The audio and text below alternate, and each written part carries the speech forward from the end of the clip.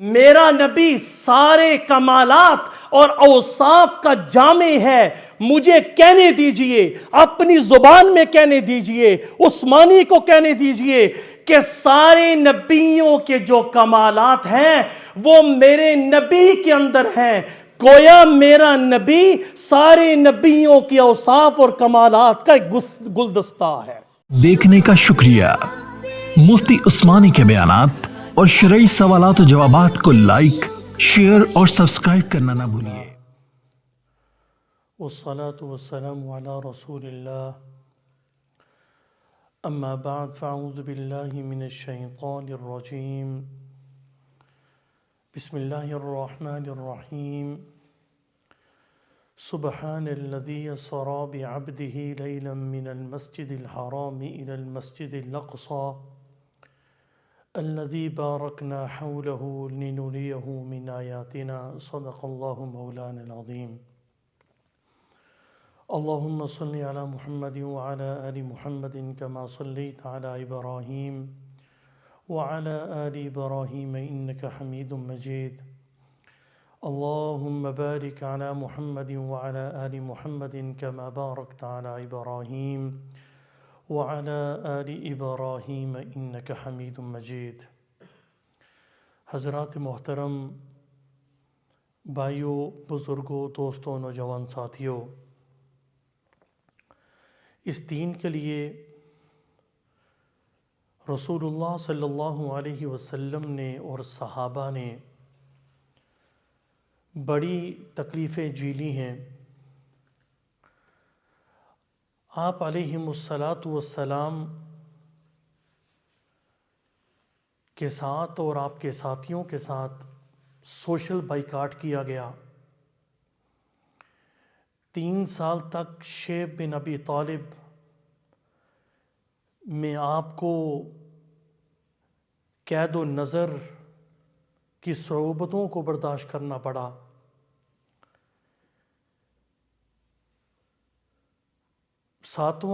نبوت کا 7واں، 8واں اور 9واں سال، یہ 3 سال بڑے مشکل کے سال تھے. پھر نبوت کے 10ویں سال میں جب آپ باہر آئے تو آپ کے جو شفیق چچا تھے ابو طالب،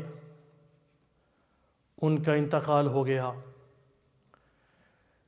پھر اس کے بعد ایک وہ غم ان کی جدائی کا، پھر دوسرا غم یہ تھا کہ وہ ایمان لے کے نہیں آئے.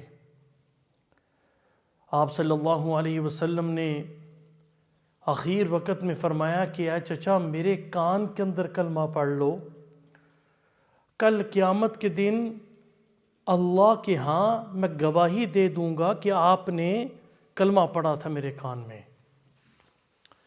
لیکن قریش کے سرداروں کی طرف دیکھا، قوم کے لوگوں کی طرف دیکھا تو کہا کہ مجھے شرم آتی ہے کہ میں آپ پر ایمان لے آؤں اور بعد میں مجھے طعن و تشنیع کا نشانہ بنایا جائے کہ بھتیجے کا ایمان، بھتیجے کا جو ہے وہ اسلام اس نے قبول کر لیا. آپ صلی اللہ علیہ وسلم کی آپ زندگی شروع سے دیکھیں، یہ وہ نبی ہے جو کائنات کا سردار بننے والا تھا. آپ علیہم الصلاۃ والسلام آپ یتیم پیدا ہوئے. ولادت سے پہلے آپ کے والد گرامی دنیا سے رحلت فرما گئے. پھر 6 سال کی عمر میں اپنی ماں کو کھو دیا. پھر آپ اپنے دادا کی کفالت میں آئے. 8 سال کی عمر میں دادا بھی دنیا سے رخصت ہو گئے. اس کے بعد ایک طویل وقت تک آپ اپنے چچا کے زیر کفالت رہے. پھر اس کے بعد حضرت خدیجۃ الکبریٰ کے ساتھ آپ کا نکاح ہوا. 40 سال کی عمر تک تقریباً ان دونوں کا ساتھ آپ علیہم الصلاۃ والسلام کے ساتھ تھا. ابو طالب قریش میں ایک مقام رکھتے تھے. قریش نے کوئی بات کہنی ہوتی تو سوچ سمجھ کے کہا کرتے تھے. لیکن ابو طالب کی رحلت کے بعد ان کے لیے دروازے کھل گئے، اور ابو طالب کے کچھ دنوں کے بعد ہی حضرت خدیجۃ الکبریٰ کا انتقال بھی ہو جاتا ہے۔ یہ عام الحزن ہے، غم کا سال۔ تو جو ظاہری جو سہارا تھے، بیوی بھی چچا بھی، وہ دونوں دنیا سے چلے گئے۔ آپ علیہ السلام نے ظاہری، یعنی اللہ رب العزت نے ظاہری رشتے توڑ کر یہ تان و تنقید کا دروازہ آپ علیہ السلام پہ بند کر دیا کہ کہیں میرے نبی کو یہ تانا نہ دیں کہ آپ کی کامیابی کے پیچھے جو ہے وہ ان لوگوں کا ہاتھ ہے، آپ ان کے سہارے پہ ہیں۔ ان سہاروں کو بھی دور کر دیا۔ الم یجدک یتیما فآوا۔ اللہ اکبر۔ جب دروازے کھل گئے قریش کے لیے، انہوں نے بچھاڑ کر دی حملے کی، طرح طرح کے الفاظ، طرح طرح کے طعن و تشنیع میرے نبی پر۔ آپ نے دل میں سوچا کہ چلو میں طائف میں چلتا ہوں، مکہ کے پاس جو بڑا شہر ہے، وہاں کے لوگوں کو دین کی دعوت دیتا ہوں، کیا پتا کہ وہاں کے جو بڑے سردار ہیں وہ ایمان لے آئیں، کیا پتا کہ میرے لیے وہ شہر جو ہے وہ باعث برکت بنے۔ اگر یہاں ان لوگوں کے ساتھ نہیں بن رہی تو کیا پتا وہ میری دعوت کو قبول کر لیں۔ طائف مکہ کے بعد انتہائی خوبصورت شہر تھا۔ طائف ہرا بھرا، لہلہاتی فصلیں، خوبصورت۔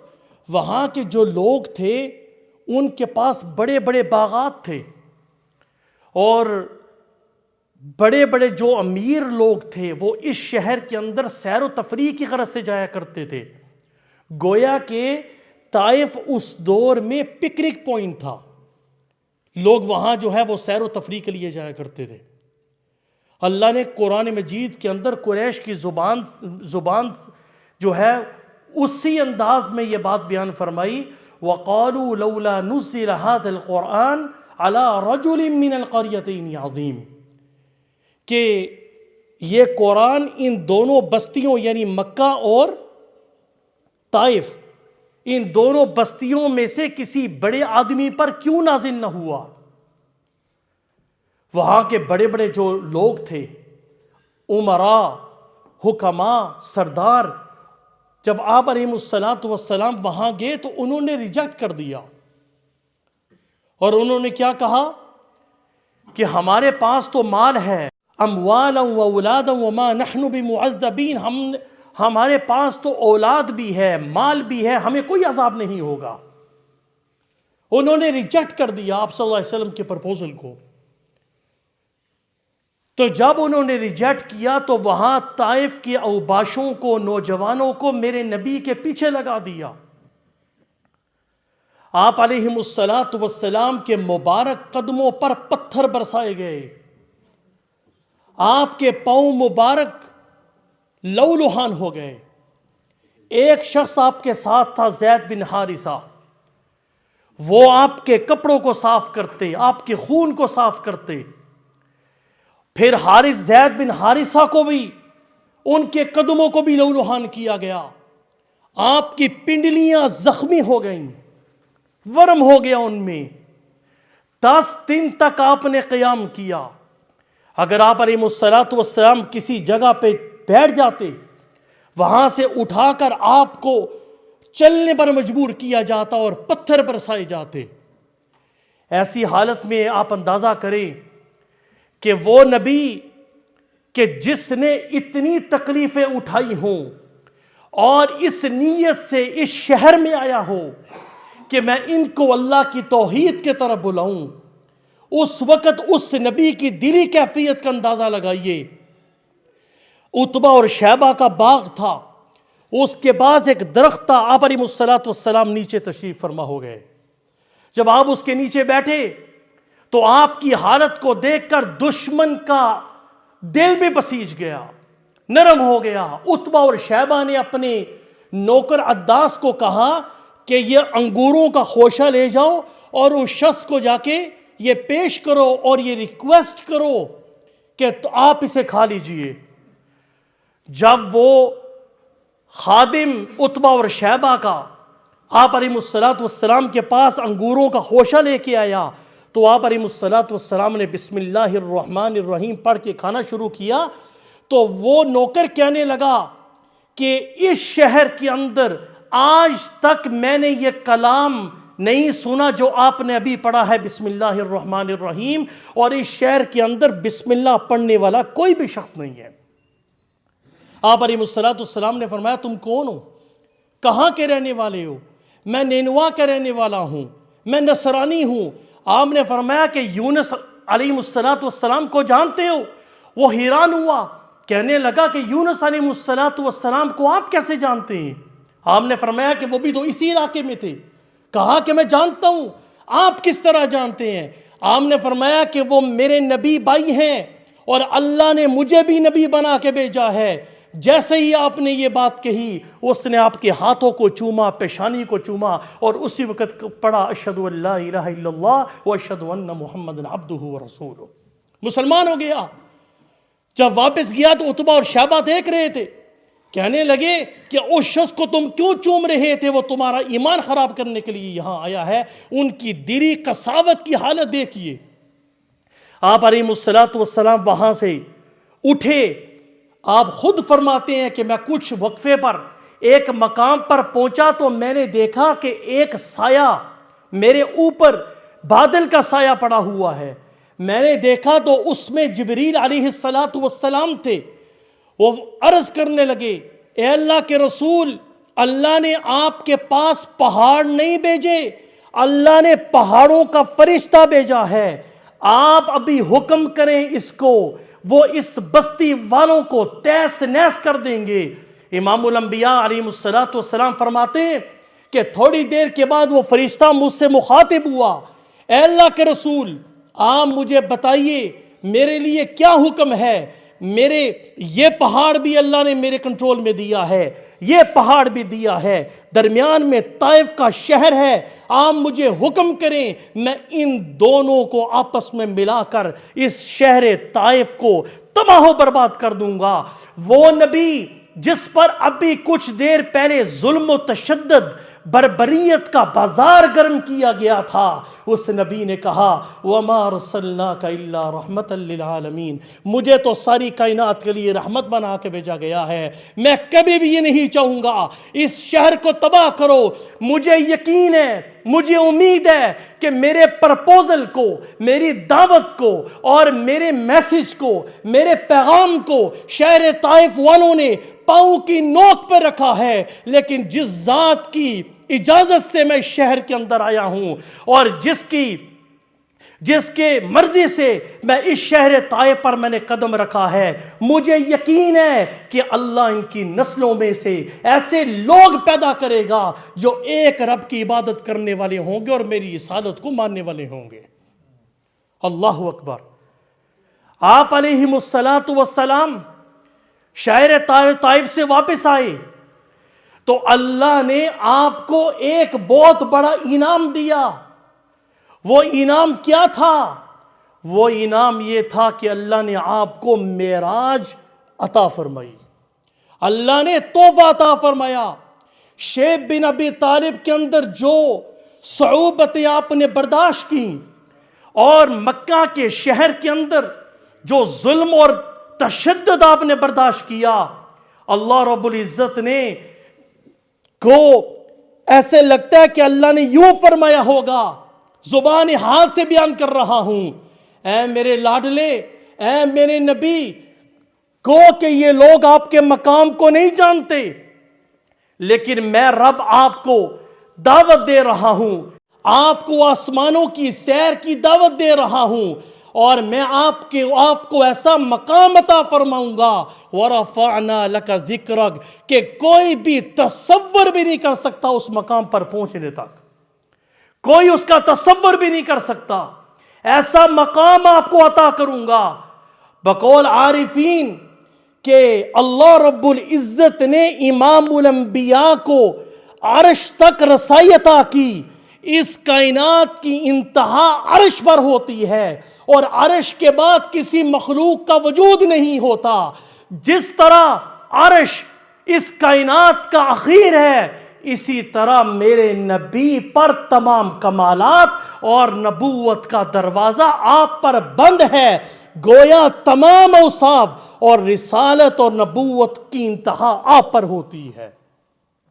اللہ اکبر.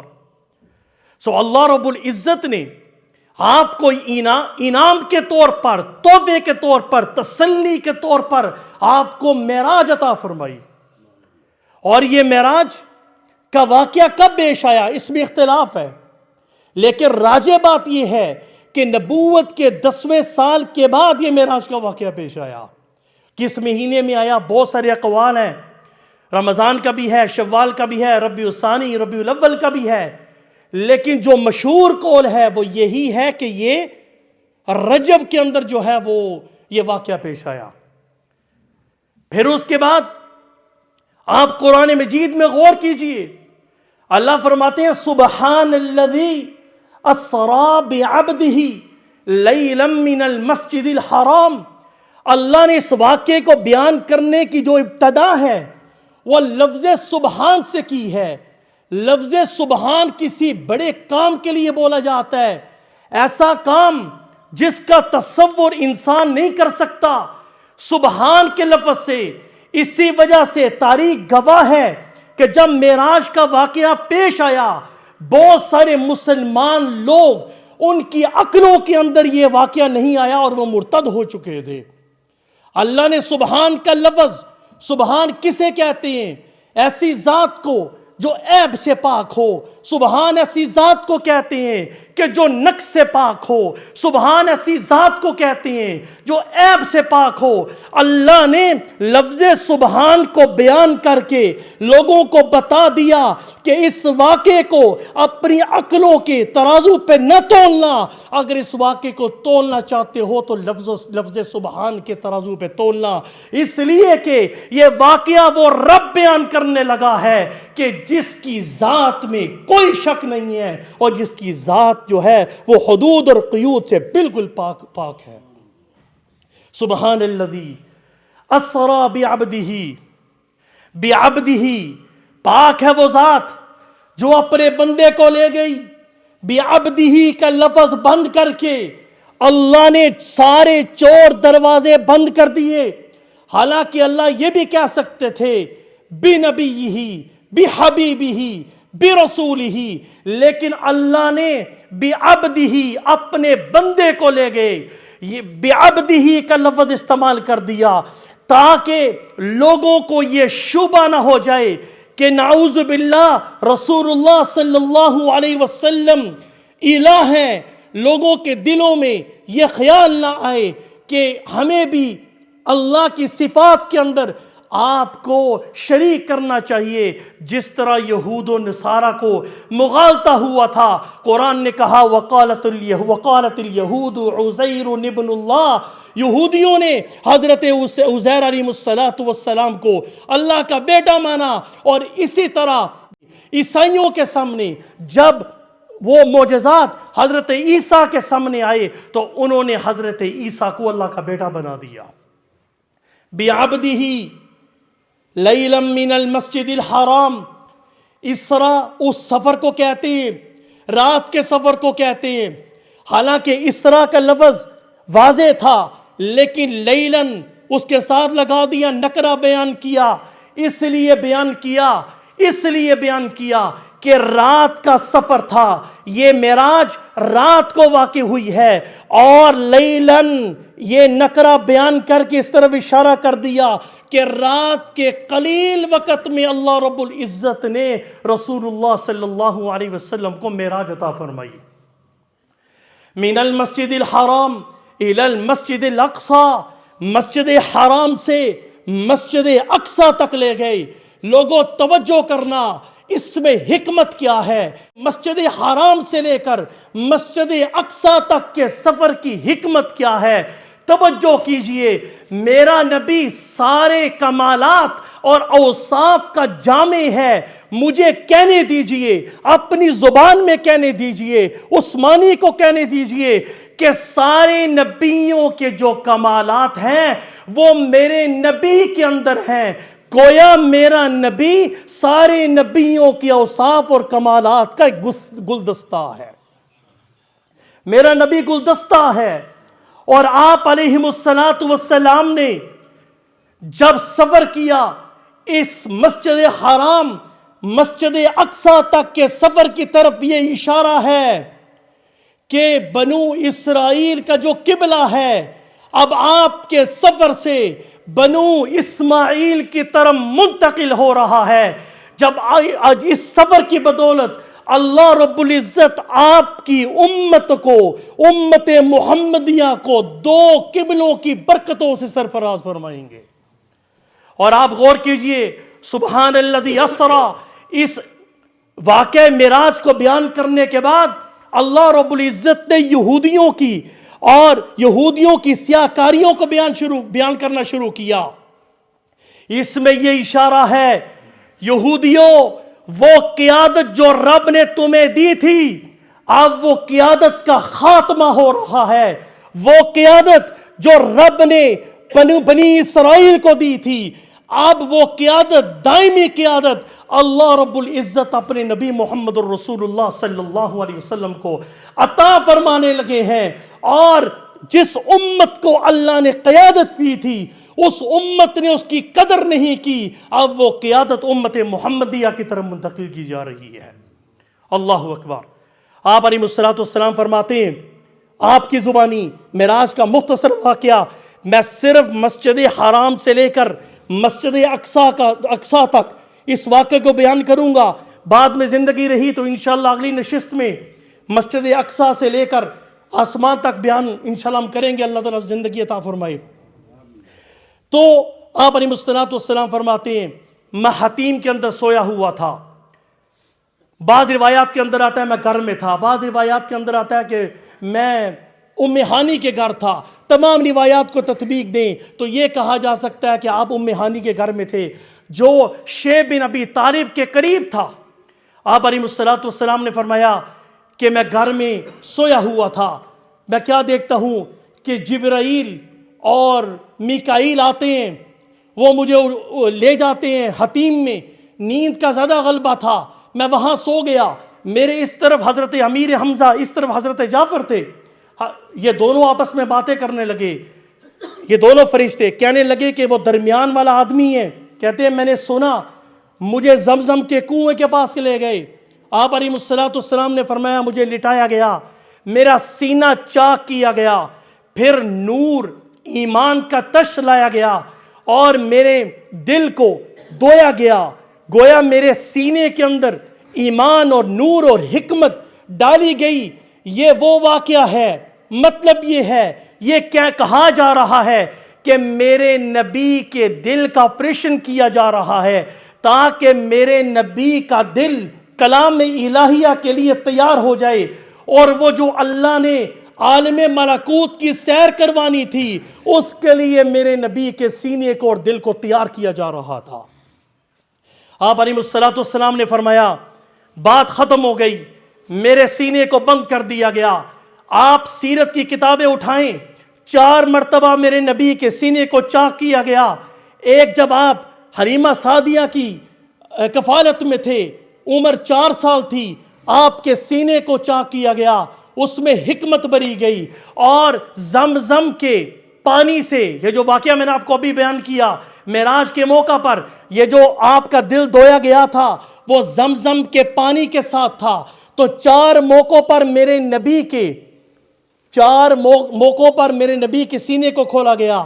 ایک جب آپ 4 سال کے تھے، ایک جب آپ 10 سال کے تھے، اور ایک بعثت سے پہلے، اور ایک یہ معراج کا واقعہ ہے۔ ان 4 موقعوں پر رسول اللہ صلی اللہ علیہ وسلم کے مبارک سینے کو چاک کیا گیا اور حکمت اور نور سے بھرا گیا۔ آپ علیہ السلام نے فرمایا کہ جب یہ واقعہ ہوا تو جبریل نے ایک سواری میرے سامنے حاضر کی، سفید رنگ کی تھی، جو ہے وہ بڑی خوبصورت. اس براق پر، اس سواری کے اوپر جب میں بیٹھا تو وہ شوخیاں مارنے لگا. جبریل نے کہا کہ اے براق رک جا، تیرے اوپر وہ نبی سوار ہے، اس سے افضل کوئی بھی نبی نہیں ہے. جتنے نبیوں نے تجھ پر سواری کی ہے ان تمام نبیوں سے یہ افضل نبی ہے. رسول اللہ صلی اللہ علیہ وسلم تشریف فرما ہو گئے. آپ نے فرمایا کہ براق نے سر نیچے کر لیا، پسینے اور جو ہے وہ پسینے میں شرابور ہو گیا، شرمندہ ہوا. 4 مقامات پر مسجد اقصی پہنچنے سے پہلے 4 مقامات تک، یعنی 4 مقام پر آپ کو سٹاپ کروایا گیا. ایک وہ مقام تھا کہ وہاں باغات تھے. جبریل نیچے اترے، کہا کہ 2 نفل پڑھیے. 2 نفل پڑھنے کے بعد پوچھا اے نبی آپ کو پتہ ہے یہ کون سا مقام ہے؟ مجھے کوئی پتہ نہیں. آپ نے فرمایا یہ مدینۃ المنورہ ہے، آپ اسی شہر کے اندر ہجرت کر کے آئیں گے. اگلا وہ مقام مدین، آپ کو پتہ ہے کہ یہ وہ مقام ہے جہاں 2 نفل پڑھیے. یہ وہ مقام ہے حضرت شعیب علیہ السلام یہاں رہتے تھے.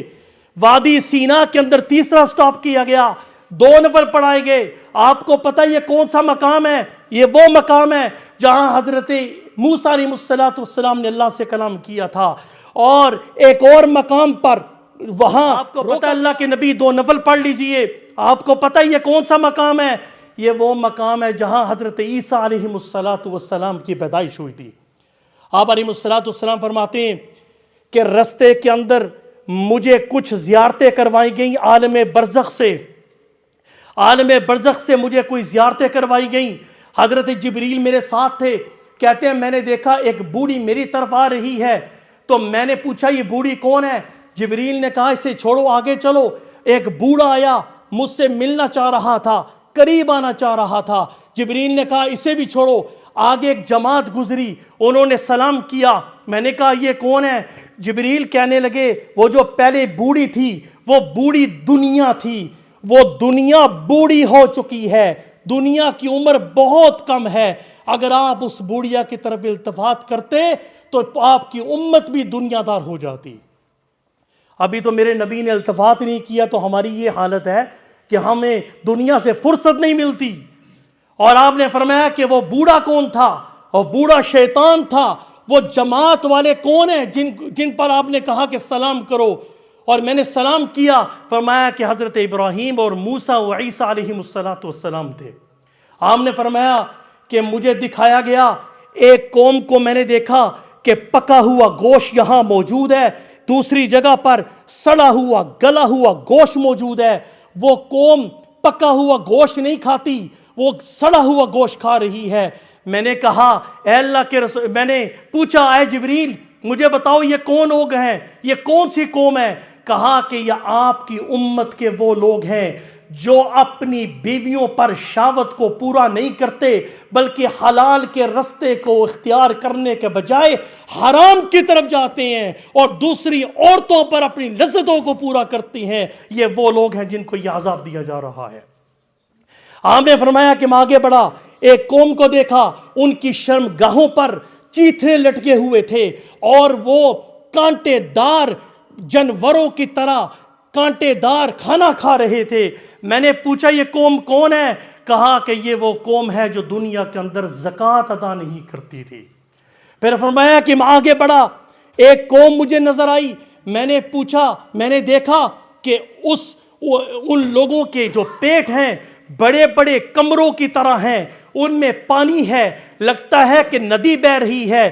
ان پیٹوں کے اندر پانی موجود ہے، بڑے بڑے سانپ ہیں. میں نے پوچھا یہ قوم کون ہے؟ فرمایا کہ یہ وہ لوگ ہیں جو سود کھاتے تھے اور سود کا کاروبار کرتے تھے. الیاذ باللہ العلی العظیم. آج ہم تو سود ایسے لیتے ہیں ہمیں پرواہ ہی نہیں ہوتی. ہمیں سود، ہم اس طرح کاروبار کرتے ہیں، سودی لین دین کرتے ہیں، ہمیں فکر ہی نہیں ہوتی. جس کو قرآن نے کہا فَإِن لَمْ تَفْعَلُوا فَأْذَنُوا بِحَرْبٍ مِّنَ اللَّهِ وَرَسُولِهِ، اگر تم نہیں رکتے سود سے تو پھر یاد رکھو اللہ اس کے رسول کے ساتھ جنگ کرنے کے لیے تیار ہو جاؤ. مختصر کرنے لگا ہوں 1-2 منٹ میں. رسول اللہ صلی اللہ علیہ وسلم فرماتے ہیں کہ میں براق کو لے کر میں اس چٹان کی طرف آیا، وہاں ایک سوراخ موجود تھا، سارے نبی اپنی سواریاں اسی مسجد اقصیٰ کے پاس جو چٹان تھی اس کے ساتھ باندھتے تھے۔